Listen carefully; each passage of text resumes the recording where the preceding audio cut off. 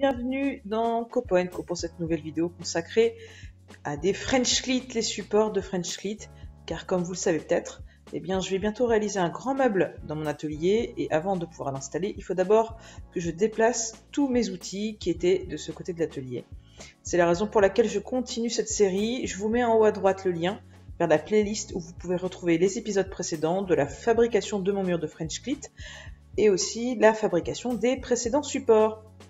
Alors je commence par un rangement pour tournevis, il y aura également un rangement pour des rabots et puis la modification d'un rangement précédent qui était destiné à des rubans adhésifs. Alors j'en profite d'ailleurs pour remercier tous ceux qui avaient cliqué sur le lien vers la wishlist Amazon qui se trouve dans le descriptif sous cette vidéo et qui ont déjà commandé des fournitures qui vont être utiles pour la réalisation de mon meuble d'atelier. C'est très gentil à eux, je les en remercie, que ce soit des rails, que ce soit un ruban en métal adhésif pour les guides.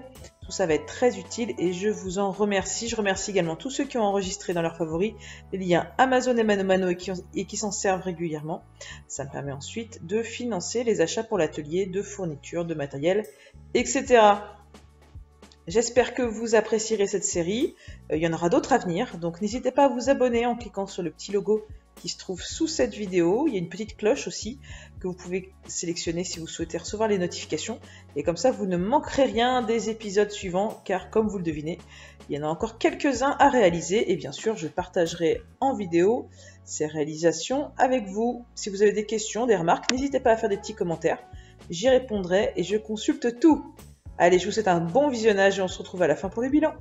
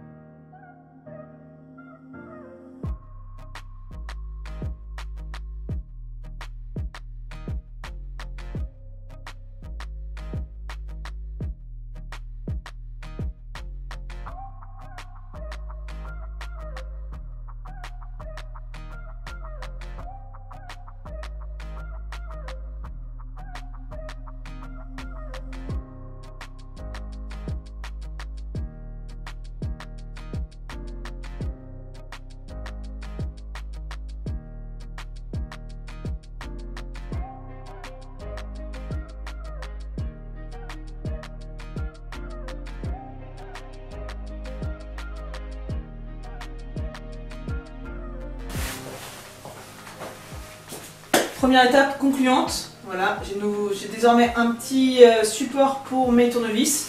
Comme d'habitude, l'avantage du French Clit, c'est que je peux l'enlever, le déplacer à côté de mon poste de travail si j'ai besoin, pas de problème. La petite critique, c'est que du coup, j'ai fait des trous relativement gros et quand j'ai des tournevis assez fins, ils ont tendance un petit peu à se mettre de biais parce qu'ils reposent uniquement du coup sur la base du manche qui n'est pas forcément plane. Mais bon, l'idée c'est que tout puisse rentrer, donc faut pas oublier non plus pour les très gros, les larges tournevis, de faire des tournevis un petit peu, enfin de faire des orifices un petit peu plus gros pour qu'ils puissent rentrer eux aussi. Alors j'ai tout fait un petit peu en décalé, de façon à ce que les tournevis s'imbriquent bien, à ce que les manches prennent de la place. Et si tout est trop resserré, vous aurez certes plein de trous pour les ranger, mais ça ne rentrera pas, ça ne logera pas les uns à côté des autres. Alors, et n'oubliez pas surtout de faire plus de trous que ce que vous avez besoin actuellement. Comme ça, si vous avez de nouveaux tournevis qui entrent dans l'atelier, vous pourrez les installer. Ou si par exemple vous récupérez, je sais pas, un poinçon et que vous trouvez que c'est un bon endroit pour le mettre, eh ben, vous n'aurez pas de problème pour le ranger. On passe maintenant au dévidoir à rouleau de scotch. Alors, pour ceux qui ont déjà vu les épisodes précédents, il y a un an, j'avais fait ce dévidoir-là. Je vous approche. Alors sur le coup, j'étais plutôt contente de ce dévidoir. Donc il présente l'avantage d'avoir une petite coupe qui est intégré, donc on peut couper le scotch si on a besoin. Mais la grosse problématique qui moi m'embête, et du coup m'a forcé au fil des mois à poser directement les rouleaux de scotch dessus, et bien c'est que quand on veut par exemple ce rouleau de scotch là directement sur l'établi, parce qu'on est en train de faire un colis ou quoi que ce soit, et bien on est obligé d'enlever cette barre là, et du coup de faire tomber tous les autres rouleaux qui sont rangés à côté. Et ça je trouve pas ça du tout pratique. Donc ce qu'on va faire, parce que rien ne se perd, tout se transforme, et bien on va réutiliser ce qui a déjà été fait. D'accord, mais on va les transformer pour faire des logements doubles, ce qui fait que quand on voudra, on va couper ça là par exemple, et du coup quand on en voudra un, et ben on pourra l'enlever tout seul sans enlever tout. Donc on redécoupe, on retransforme, découpe, c'est parti.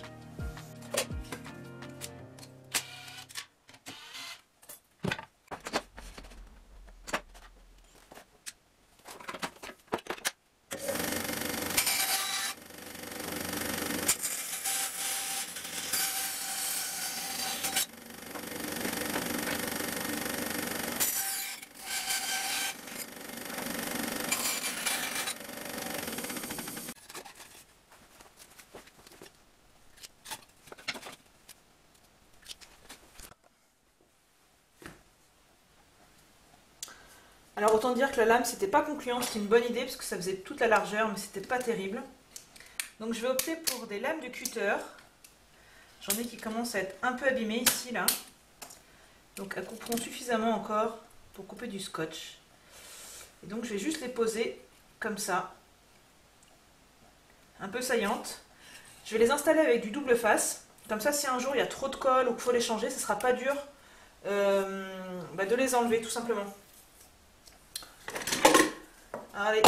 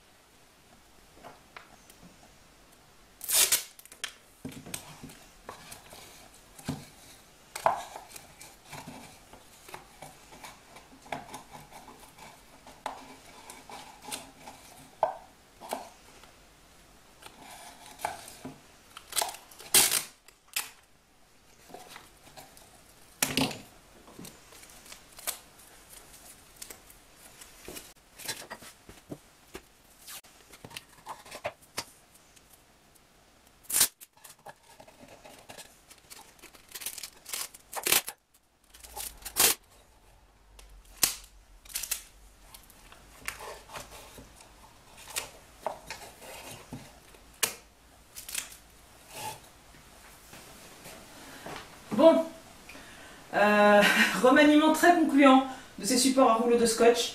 La version que j'avais était trop grande, trop encombrante, pas du tout pratique et coupait mal. Maintenant j'ai quelque chose qui est quand même très nomade, c'est-à-dire que j'ai besoin de mon support de scotch qui est accroché, et ben pas de problème, je le prends, je l'emmène sur mon établi, je le pose, je peux couper directement sur mon établi mon morceau de scotch à la longueur qui me convient. Alors par contre il faut vraiment bien le coller avant sur le bout de bois parce que sinon le petit bout va se barrer et pour la fois d'après ça va pas être pratique. Bon du coup pour l'instant ça coupe vraiment bien, la découpe elle est nickel avec la lame de cutter. Je dis pas qu'à l'avenir je la collerai pas directement avec un petit peu de colle chaude parce que je sais pas si ça va vraiment résister avec le double face au fur et à mesure qu'on appuiera avec le scotch. Mais vraiment voilà, ce côté nomade, je prends, je l'emporte, je le pose où j'ai besoin, c'est vraiment pratique. Et surtout, vu que c'est un peu plus petit que ce que j'avais avant, et ben ça sera plus facile de le caser sur le mur de French Clit plutôt que de monopoliser une grosse largeur. J'ai volontairement laissé dépasser grossièrement les tourillons parce qu'en fait j'avais pris le pli d'y suspendre mes rubans de chantier et donc en fait ça fait un rangement 2 en 1 tout simplement. Voilà, donc là je suis vraiment bien contente, même le scotch double face en rouleau ça le coupe bien, pas de problème, et avant c'était pas du tout le cas. Une bonne chose de faite. Maintenant, je vais pouvoir passer au rangement suivant. Je vais passer un support pour mes rabots. J'en ai pas énormément, mais j'aimerais bien qu'ils soient rangés directement sur le mur de French Clit et que j'ai un support qui fasse en sorte de ne pas abîmer la lame non plus. Donc voilà, on va passer à l'étape de la création et puis du test. On verra si ça fonctionne. Allez, zou!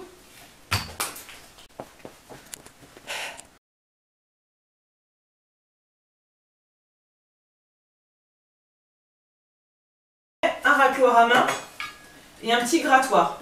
Je vais mettre dans la même catégorie. Et enfin, j'ai mon rabot ESSVEE qui ira très bien quand ça sera un peu abîmé ou quoi que ce soit. Et j'ai mon magnifique Stanley numéro 4 à ranger. Alors ce sont des outils qui sont super lourds, les deux rabots métalliques. Mais je vais quand même tenter de les laisser sur le mur de French Clit. On verra bien si ça fonctionne. L'idée, ça va être de les ranger, parce qu'il y a plusieurs possibilités. On peut les mettre à l'horizontale, on peut les mettre inclinés le long du mur aussi, comme ça. Moi, j'ai envie de les mettre à la verticale et de me servir de cette poignée là pour les suspendre, en leur faisant quand même un petit appui sur le dessous. Donc ça sera pour les gros rabots. Après, pour le reste, eh bien, je vais voir. Pour les suspendre, j'ai des chutes de pieds de tabouret que j'avais coupées à 7 ou 8 degrés. Et du coup, qui, je pense, vont bien faire l'affaire parce qu'elles seront comme ça un petit peu inclinées. Et le rabot viendra se mettre dessus. Ça ne sera pas juste à l'horizontale. Donc ça fera une petite sécurité supplémentaire. Voilà, je recycle. Je les avais conservés pour me dire un jour je vais les utiliser. Le jour est arrivé.